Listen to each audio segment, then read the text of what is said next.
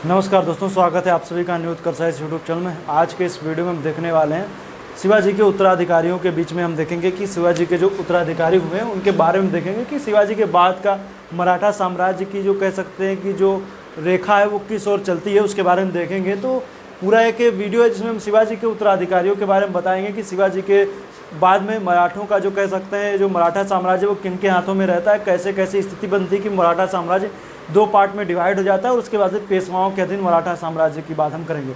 तो पेशवाओं के अधीन मराठा साम्राज्य की बात हम नेक्स्ट वीडियो में करेंगे। यहाँ तक हम पेशवाओं से पहले अर्थात हम बात करेंगे राजा राम द्वितीय तक की बात हम करेंगे। इसके बाद हम पेशवाओं की बात हम नेक्स्ट वीडियो में आपको पेशवाओं के बारे में बताएंगे।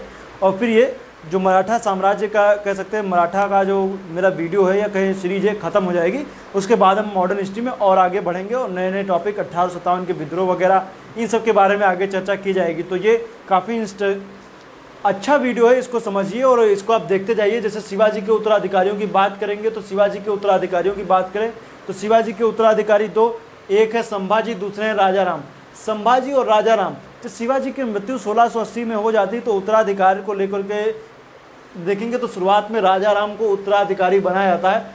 राजा राम जब उत्तराधिकारी बन जाते हैं तो इस बात का कह सकते हैं कि जो संभाजी हैं वो इसका विरोध करते हैं और संभाजी और राजा राम के बीच में एक युद्ध होता है। उस युद्ध में कह सकते हैं कि जब दोनों के बीच में संघर्ष की स्थिति बनी तो उसमें जो राजा राम को अपदस्थ करके संभाजी जो है वो राज्याभिषेक उनका किया जाता है, वो विजयी हो जाते हैं।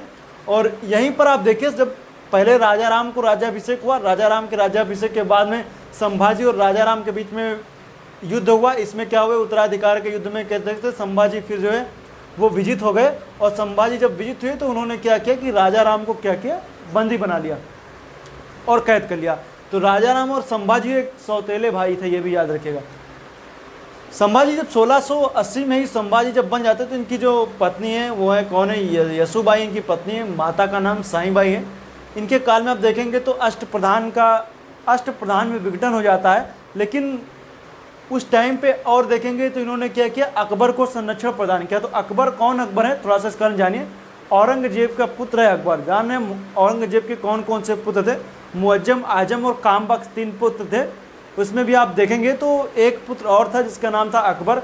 अकबर जो था कह सकते हैं वो विद्रोही हो गया था और वो जा करके शरण ले लेता है किसके पास, संभाजी के पास। संभाजी उसको अपने यहाँ शरण देते हैं, जिससे औरंगजेब रुष्ट हो जाता है। औरंगजेब रुष्ट होने की वजह से संभाजी और उनके प्रिय कवि कलश जिनको बोलते हैं, कवि कलश हैं, उनको क्या करता है कि उनकी हत्या करवा देता है। मतलब औरंगजेब ने संभाजी एवं कवि कलश की हत्या करवा दी तो ये इनकी हत्या हो गई।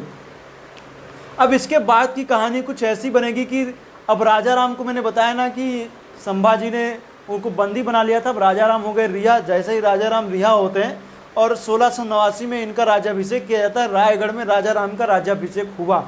जब रायगढ़ में राज्याभिषेक हुआ राजा राम का, और उसके बाद में आप देखेंगे राज्याभिषेक के कुछ क्षण बाद ही यहाँ पर आप देखेंगे, क्योंकि आप देखें तो मुगलों के साथ में इनका काफ़ी ज़्यादा कह सकते हैं बैर रहती चली आ रही थी।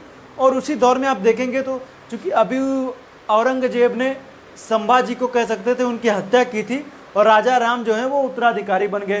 तो इनके जैसे उत्तराधिकारी बनते हैं तुरंत क्या होता है, मुगलों का फिर अटैक होता है। मुगलों के अटैक में यशुबाई और साहू जी को गिरफ्तार कर लिया गया। अब ये कौन है, इनको थोड़ा सा समझिए। यशुबाई को मैंने बताया इनकी पत्नी है, साहू जी संभाजी के पुत्र हैं। इन दोनों को गिरफ्तार कर लिया। अब इन दोनों को गिरफ्तार कर लिया। 8 वर्षों तक जिंजी के किले में राजा राम भी कैद हो गए, कैद किया गया राजा राम को। लेकिन 8 वर्षों के बाद में क्या हुए, करीब आप समझ लीजिए कि कुछ टाइम पहले ये भाग गए। भागने के बाद में क्या किया इन्होंने, कुछ खास इनकी कोई कह सकते हैं उपलब्धि नहीं रही। 1700 में इनकी मृत्यु हो गई। इन्होंने एक नया पद प्रतिनिधि का बनाया। प्रतिनिधि का पद किसने बनाया था, राजा राम ने बनाया था। ये पेशवाओं के जस्ट बाद जो था प्रतिनिधि का पद था। तो कह सकते तो अष्टप्रधान में जो पहले 8 लोग हुआ करते थे अब 9 हो गए। मतलब अष्टप्रधान का कह सकते थे थोड़ा सा 1 लोग और बढ़ गए अष्टप्रधान में, तो कह सकते हैं वो थोड़ा विस्तृत हो गया। तो पेशवाओं के बाद प्रतिनिधि का पद, तो प्रतिनिधि का पद किसने बना, राजा राम। 1689 से 1700 में इनकी मृत्यु। ये आप जाने ना कि जिंजी के किले में कैद हुए, लेकिन बाद में क्या हो गया, भाग जाते हैं, लेकिन कुछ खास ये कर नहीं पाते। बाद में इनकी 1700 में मृत्यु हो गई। अब यहाँ पर आप देख रहे हैं कि यशुबाई और साहू जी अब भी गिरफ्तार हैं।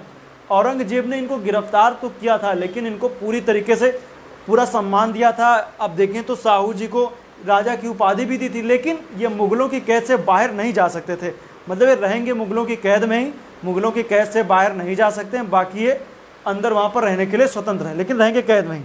अब यहाँ पर जब राजा राम की मृत्यु हो गई, तो राजा राम की मृत्यु के बाद की कहानी कुछ ऐसी बनी कि राजा राम का पुत्र है शिवाजी द्वितीय।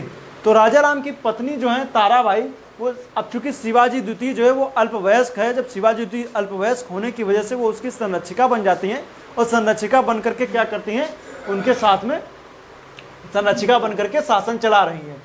1707 में जब औरंगजेब की मृत्यु हो गई तो यसूबाई और शाहजी को कह सकते रिहा कर दिया गया, चूंकि इनको पहले यहाँ पर बंदी बना लिया गया था, अब इनको यहाँ पर रिहा कर दिया गया।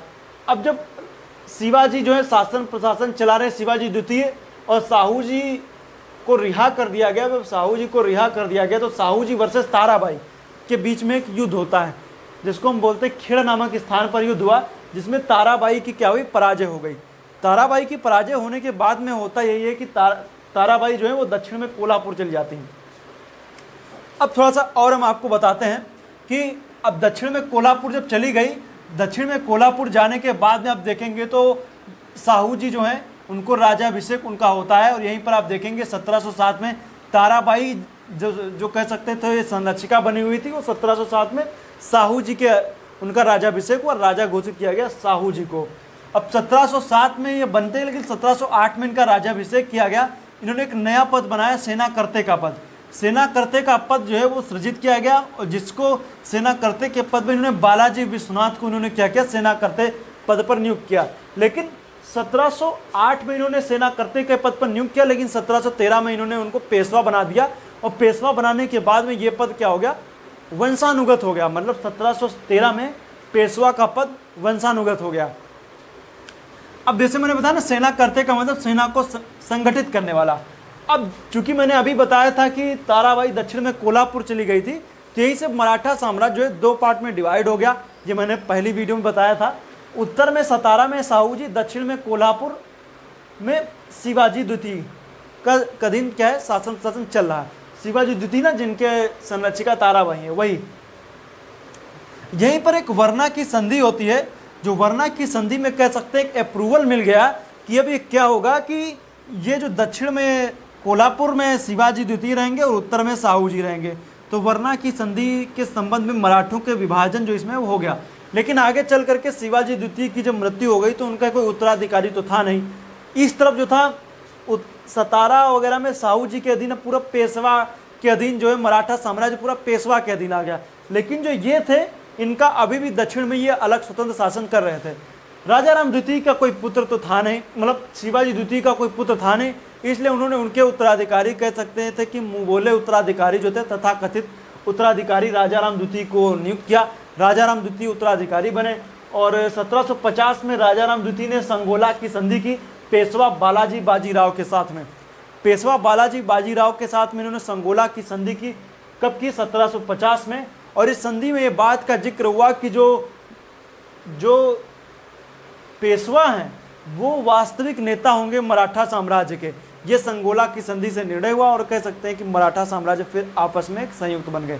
ये रहा, और आप देख रहे हैं पूरा क्षेत्र जो था मराठों के अधीन था। ये आगे चल करके और भी एक्सपेंड हो जाता है, काफ़ी बड़ा क्षेत्र बन जाता है। जब हम पेशवाओं के दिन बताएंगे तो जब मराठा साम्राज्य का हम और बड़ा मैप बनाएंगे। इसको आप समझिए, ये महाराष्ट्र का क्षेत्र है, पूरा ये क्षेत्र जो है पेशवाओं के, मतलब कह सकते हैं शुरुआती तौर में आप देखेंगे 1740 के आसपास का ये मैप आप समझ सकते हैं। ये मैप जो दिया हुआ है मराठा साम्राज्य को दर्शा रहे हैं। तो ये था आज का वीडियो। कल के वीडियो में हम बात करेंगे जो होगा पेशवाओं के अधीन मराठा साम्राज्य, उसमें हम सभी पेशवाओं का जिक्र करेंगे, और पानीपत के तृतीय युद्ध का भी जिक्र होगा। तो मिलेंगे नेक्स्ट वीडियो में, तब तक के लिए आपका बहुत बहुत धन्यवाद। वीडियो देखने के लिए पुनः एक बार आपका बहुत बहुत धन्यवाद।